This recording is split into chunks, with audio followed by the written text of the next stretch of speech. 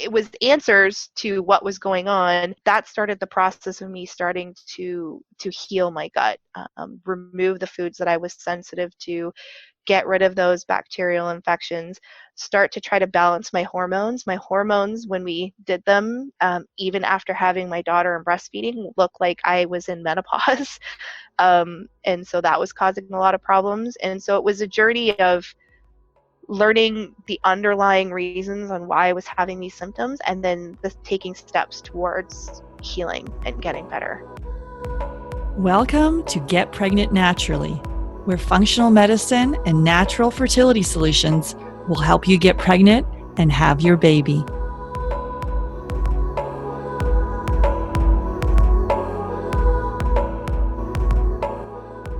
So hi everyone, I'm Sarah Clark, and my mission is to inspire, motivate, and empower you.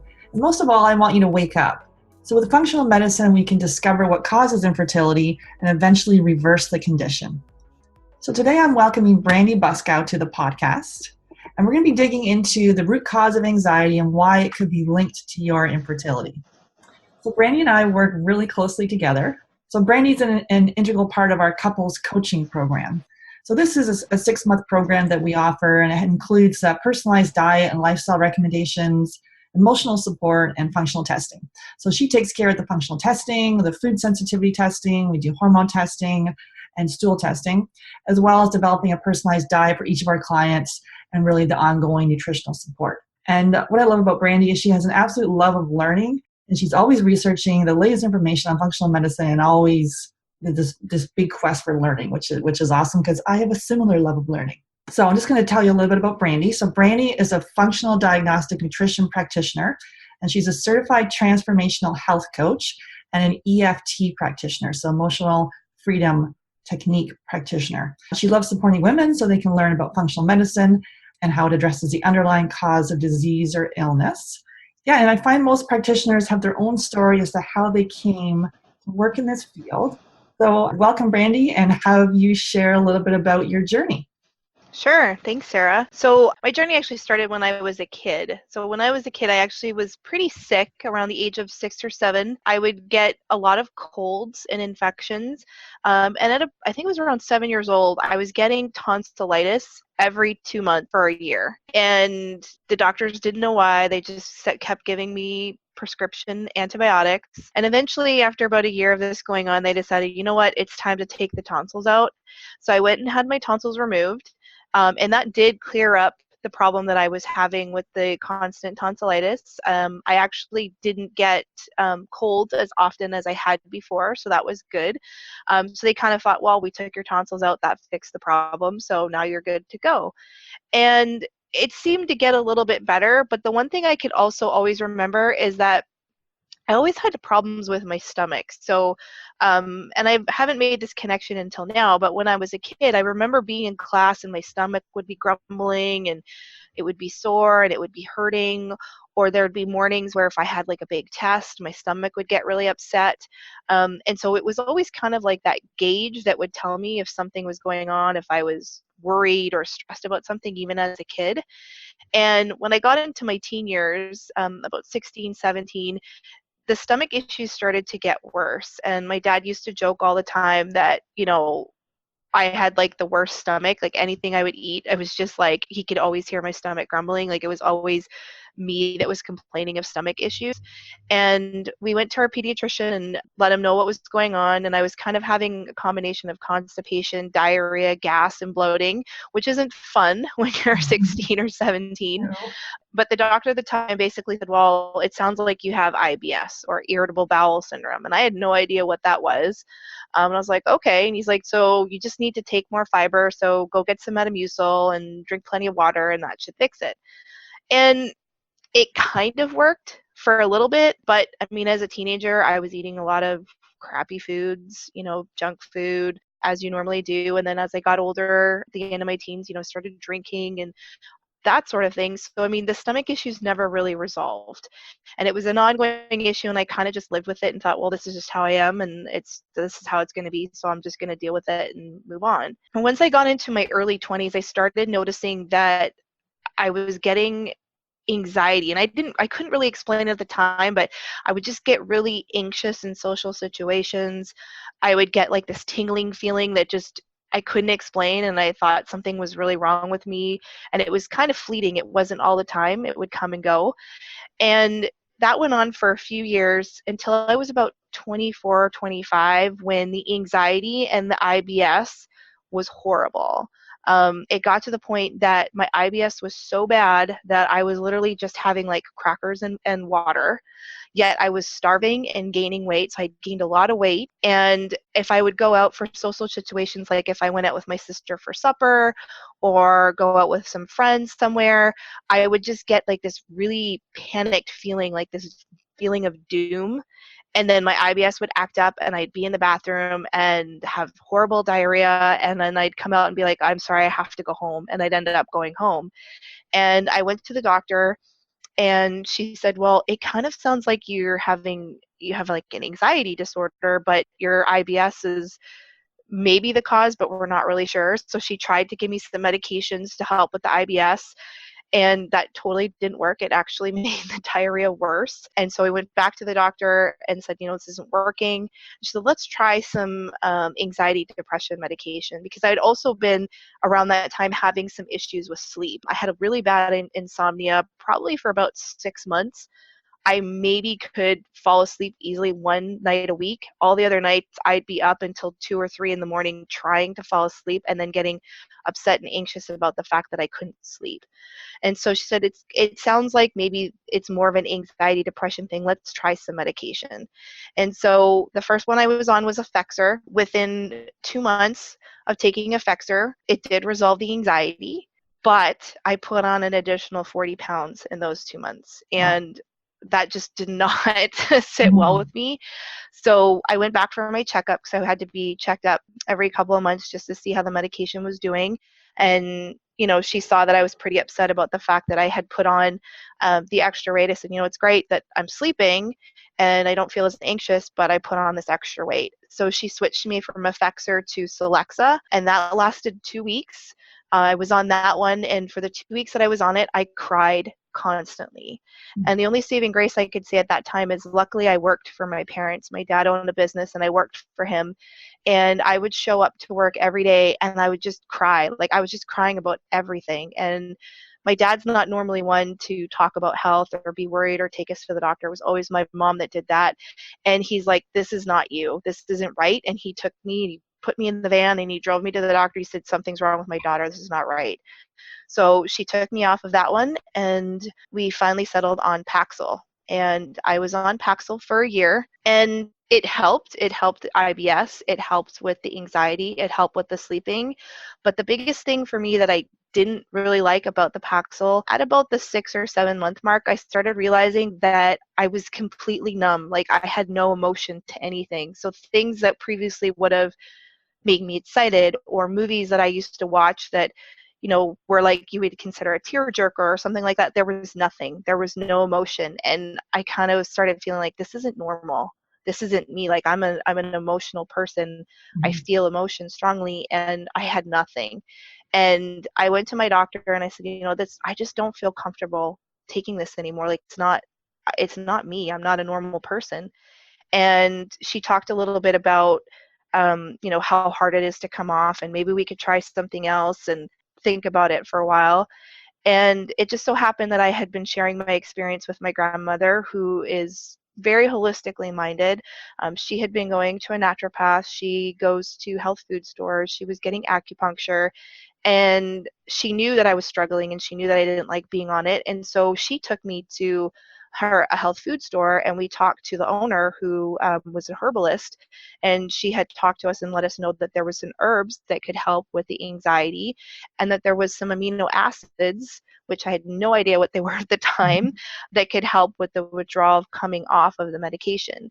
And so I had decided that now was the time to come off the antidepressant medication with the help of my doctor, and I started using the herbs. And I was using 5-HTP at the time under the supervision of my doctor, because you shouldn't take that with a antidepressant or an anti-anxiety medication. And over the course of about a month, I was able to wean off the medications. completely. And I still was able to sleep. I was still able to manage the anxiety, and my IBS seemed to stay pretty calm. And I will tell you that the withdrawal symptoms were not pretty for the first 2 weeks. They were actually pretty scary. I was dizzy all the time. I felt faint all the time. I was sweating. It was a scary time, but I was able to get through it. And I'm really glad that I had that experience, because I know what it's like. And now when I work with people, I can sympathize with them and understand what they're going through. And so that kind of actually fueled my passion for digging deeper into alternative and natural health. And I started learning from that point. And like I said, that was around my mid-20s. And I was doing a really good job of managing anxiety, managing the IBS for a really long time. And it wasn't until about 9 years later, after I had my daughter, I had an emergency C-section from her. And a couple of weeks after she was born, I started getting anxiety and panic attack, like severe panic attack, and the IBS flared up really bad. And at first I was like, well, maybe it's just because, I had 3 kids and they were all under 2, and I just had a baby and the hormones were wonky. So I dealt with it for a little bit, but it just kept getting worse. And so I went to my doctor and I told her, and she's like, oh, you're just stressed out. Do you want an antidepressant? And I was like, no, I'm not going down that road again. And I bothered her a few times and she kept telling me the same thing, and I didn't like the answer. So I went to, I think it was five different medical doctors about the same issues, and they all told me the same thing. Either I was a hypochondriac or I was just stressed out, and they offered me depression and anxiety medication. And that just did not sit well with me. And so I started digging again. I put that investigative hat on. I went to a naturopath and I worked with her for about a year. And she helped a little bit, but all she kept doing was, well, let's try this supplement, let's try that supplement. She never really talked about testing or looking at the why. And I just kind of got to the point, like, I've spent all this money with her, I've spent this money on supplements, and it's helping a little bit, but it's still not fixing the problem. I'm still getting panic attacks where I could be sitting there with my kids and my husband eating supper, and I just had this impending feeling of doom, and my heart would start racing, and I felt like I couldn't breathe. And there were times where I would literally have to tell my husband, I can't be here anymore, I have to go to bed. And I would just go into the darkness, in the quiet, and that would be the only thing that would calm me down. And so with all of these, it just kept getting worse and nothing was helping. I went to the internet, I found the functional diagnostic nutrition course, and I started watching some videos from the creator, from Reed Davis, and he really resonated with me because his message in the course talks about the why, digging deeper and saying, well, you have these symptoms, but why do you have these symptoms? Let's find out, let's do some testing, and then let's go from there. And so I decided to jump into the course, take the certification course, and in all honesty, in the beginning for me, it was just about testing myself so I could figure out what was going on. And when I went through the course, I found out I had 2 bacterial infections in my gut. I had several food sensitivities. And I also managed to push my doctor to test for celiac disease and found out that I had celiac disease as well. Wow. And so it was answers to what was going on that started the process of me starting to heal my gut, remove the foods that I was sensitive to, get rid of those bacterial infections, start to try to balance my hormones. My hormones, when we did them, even after having my daughter and breastfeeding, looked like I was in menopause. And so that was causing a lot of problems. And so it was a journey of learning the underlying reasons on why I was having these symptoms, and then taking steps towards healing and getting better. Yeah, that's such a powerful story. Even like the part where you talk about like you're at the dinner table with your family and you have to go into the room, into a dark room, because it was just so like you're feeling this panic and this overwhelming feeling of doom. Like that is, I don't know, that kind of made me a little bit tear up there, because so many people struggle with this, and so many people that come to us that are dealing with infertility, they're also struggling with the anxiety piece. Yeah, so I actually, when I did the stool testing, I came back with H. pylori, which is associated with GERD or acid reflux, and it can also be associated with some stomach cancers and ulcers. And then I also had Klebsiella, which is a bacteria that when you do research on it, it's something that you could get from a hospital setting. It's more common to get if you've been in the hospital. So to me, that made sense because I had just been in the hospital and had a C-section. And I was in there for a little while because I had some complications with some excess bleeding. So I was like, well, maybe that's where I got it from. But that combined with the celiac disease, I mean, it all started to make sense to me. And I did before that felt like I was a broken person, like something was wrong with me. The experience that I have, it makes me feel so compassionate for other women, especially because so many women go to the doctor and like there are some doctors that can be really mean and just say, well, it's all in your head. You're a Mhm. hypochondriac. There's nothing wrong with you. Like, here's a pill. And it's frustrating. Like, there is something that can be done. And that's really my mission in teaching people and coaching, is to let people know that it's not you. There's not something wrong with you. You're not crazy. It's not in your head. Like, these feelings that you're feeling are real and there's a reason, and let's dig deeper and let's see what we can do. Yeah, dig deeper for the underlying cause. And as you say, yeah, you said your dad had to bring you into the doctors there because you were crying and crying, crying, and that wasn't even you. No. Yeah, so maybe we'll kind of dig into some stats here for a little bit. Sure.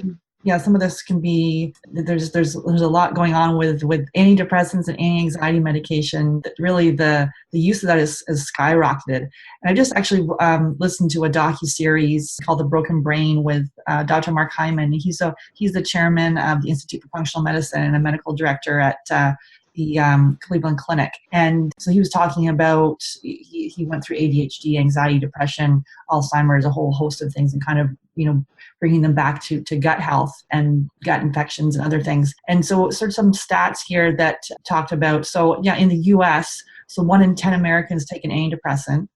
The use of antidepressants has tripled in the last decade.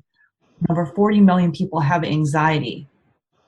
So I don't know if you can comment on any of that. Yeah, I mean, it's some scary statistics, and I'm familiar with those statistics from Mark Hyman, and I've actually heard some from Chris Kresser as well. I mean, the use of antidepressants, I mean, it's like they just write prescriptions for anybody. And I mean, the thing that scares me even more is that, they're giving these to like kids and teenagers whose brains aren't even developed yet, rather than asking why. And I'll tell you a little snippet of a story when I was doing those medications with my doctor. And the second time when my dad had taken me in and I was on the second medication, and I was crying, and my dad stood in the room with me, and she said, like, she started crying, and she's like, I'm so sorry. She's like, I thought this was the best one. Like, this is the literature that I was given, that this is the next best thing. And if I had known it was going to make you feel like this, I wouldn't have given it to you. She essentially admitted that, like, they don't get a lot of training on these new medications. They're just given this pamphlet and saying, like, if this is what your patient comes in with, this is the best thing to give them, without even like asking why. Like, they don't ask, like, what's going on in your life, like, what are you eating, could there be other reasons why you're experiencing this anxiety. They're just like giving you the next best drug that's out there, and it's really scary. And a lot of these people, I mean, there are some people, I will admit, I'm not a big fan of antidepressant medication, but I do believe there are some people where it is necessary for a period of time. Right. Do I think somebody needs to be on them for life? No, because there's definitely things that we could do, but there are situations where you do need to take the medication for a period of time because you're just going through a really traumatic or stressful period in your life, and that's the only thing that's going to get you through. But they're totally overused and overprescribed. That's how I feel anyway. I agree. So I guess kind of with that, with anxiety and infertility, how could that be connected, and what can people look for? Sure. I mean, there's so many ways that it can be connected. There's a lot of studies showing that when your gut is healthy, then you're able to digest your food properly, you're able to absorb all the nutrients you need from those foods, and that usually means that you're in really good health. But when your gut is not healthy and you have what we call a leak gut, you're not absorbing those nutrients properly, you're not digesting properly, and really the anxiety connection to the gut is big because the neurotransmitters that our body uses to feel calm, to feel happy, those come from amino acids that we get from the proteins in the foods that we're eating. And so if we're not breaking those foods down and we're not absorbing those amino acids, we're not absorbing that nutrition, then our body's going to have a really hard time making enough neurotransmitters to make us feel good, to make us feel calm. And the same thing is true for the gut association with fertility, because if you're not, again, absorbing the foods that you're eating, if you're not digesting properly, if you're not getting enough nutrition, if there's stress on the body because maybe you have some sort of gut infection that you don't know about, then that's going to affect your hormones as well. And so there's just this interconnection with the entire body of, if something is stressful or something is going on and something is just not right that you don't know about, you're going to have symptoms. And for some people, that's anxiety and depression. For some people, it's infertility. And so it's really important to dig deeper and kind of look underneath the surface and see, what is going on. There's definitely mental emotional stressors, which we all deal with, but then there's those physiological stressors like gut infections, food sensitivity, blood sugar imbalances, even, if you've had a car accident and your body is out of alignment, that's a stress on your body that you may not be aware of that can be contributing to an imbalance that's creating anxiety, or an imbalance that's creating issues with your fertility and your hormones. Yeah, and environmental toxins, your water, your cleaning chemicals, your personal care products, all of these have put stress on the body from the environment. For sure. And it's impossible for us to avoid all of the chemicals that we're exposed to now, but we're exposed to so many that, we're putting on, makeup and hair products and creams on our skin, and then we're using cleaning products, and we're putting Glade plugins in and using Febreze and spraying things to make it smell good. And these are all environmental toxins, again, which is considered an other stress that puts the burden on your body, which then can have an effect on, how well your body's producing hormones and keeping them in balance. It can have an effect on neurotransmitters and anxiety levels and calmness, and it affects everything. And the body doesn't work kind of in little pieces. Like, it works as a whole. It's a machine that works together.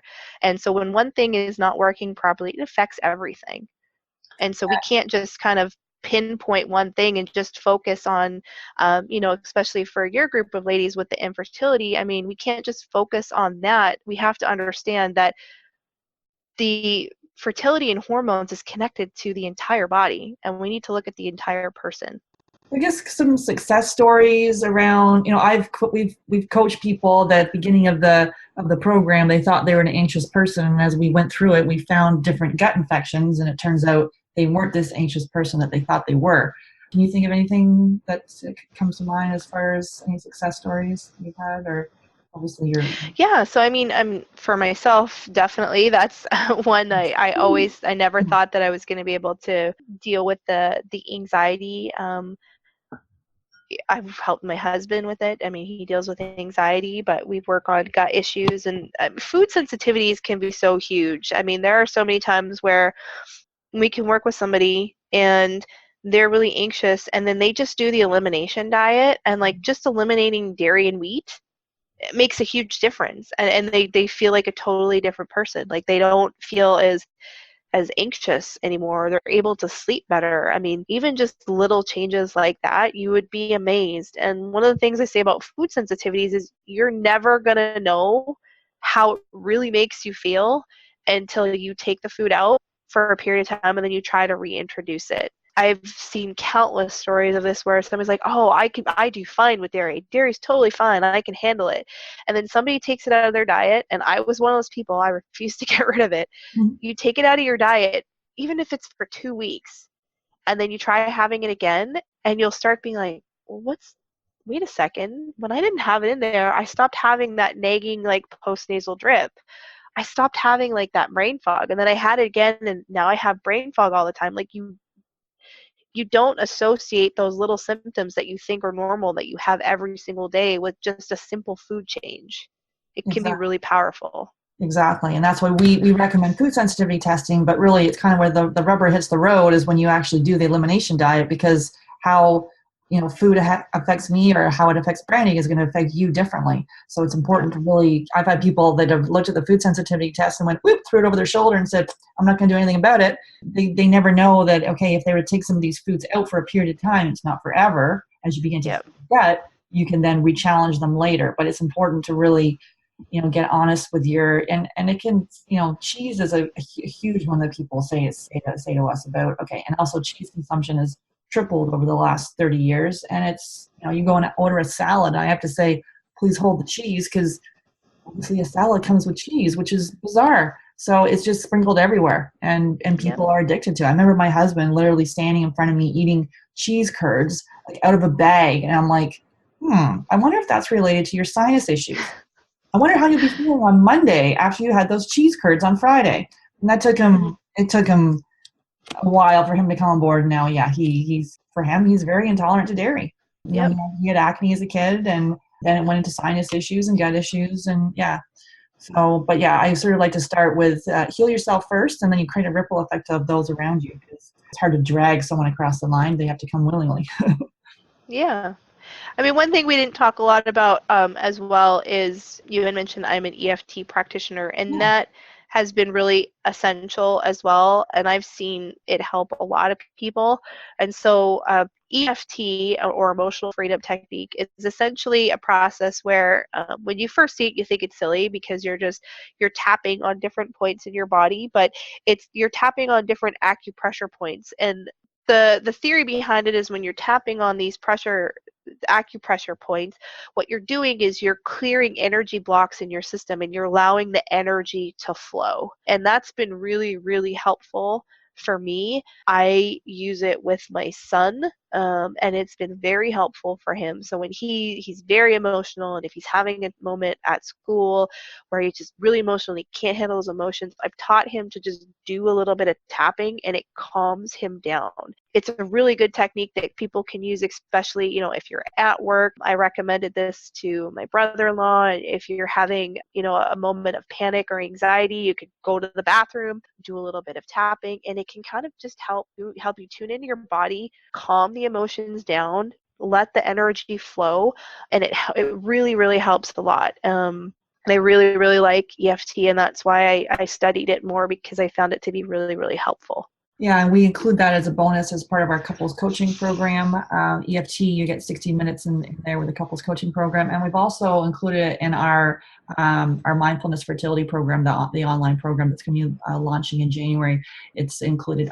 Brandy will come on and do a session with the participants in that program, and it's really specifically people obviously dealing with infertility. There's a lot of strong emotions that come up, and to be able to acknowledge those and then use the tapping to release some of those blockages or fears. And it is kind of neat to see someone go through it and then how they feel at the end of it. And it sounds bizarre. You're like, wait a minute, I got to tap on my head and under my nose and my shoulder blade. It seems weird, but it is something is very, very powerful, coupled with all the other kind of it's sort of a layering thing that we like to do. It's not just one thing, it's a layering of all these different changes, because you've whatever's happening in your body, it's been happening for a number of years. It doesn't just, your body likes to whisper to you for years, and then, it starts shouting at you in the form of disease. So we're going to be having a challenge starting on January the 15th to the 19th. It's called Create Your Fertile Mindset Challenge. So 5 minutes a day, we're going to be having different exercises for you to do to really help with the mindfulness piece of dealing with anxiety that you could be experiencing around infertility or anxiety in general. So these are some mindfulness exercises that we're going to be having each day. So to join the challenge, you can go to the Fab Fertile support group on Facebook, ask to join the group, and then you can join in on the challenge. And I wanted to thank Brandy for joining us here and sharing her wisdom on, really sharing your story, getting very vulnerable about that story. As I say, part of it, I was like, oh, I've heard your story lots of times, but some of the pieces that you shared kind of really digging into that for people, because the reason we share our stories is to hopefully other people can see something in the story and they're like, oh wait, that's me. So I really thank you for sharing that and coming on and sharing your wisdom as well. Thanks, Sarah. Thanks for having me, and I'm really happy to share, because I hope it can help other women. Even if it's even just a little bit, to help them know that they're normal and that there's nothing wrong with them, and that there is something that they can do. Awesome. Great. Well, thanks everybody, and have a fabulous day. Thank you for listening to Get Pregnant Naturally. Seriously, it means the world to me that you're here. So make sure you hit the subscribe button so you can be notified of upcoming episodes. I'm excited to offer you a special gift. If you're a U.S. resident, text FERTILE, FERTILE, to 345-345. You'll be prompted to enter your email address and you'll receive our guided fertility visualization recording. It's led by a certified hypnotherapist, and you'll explore the fertility garden and tap into the relaxation response. So for U.S. residents, text FERTILE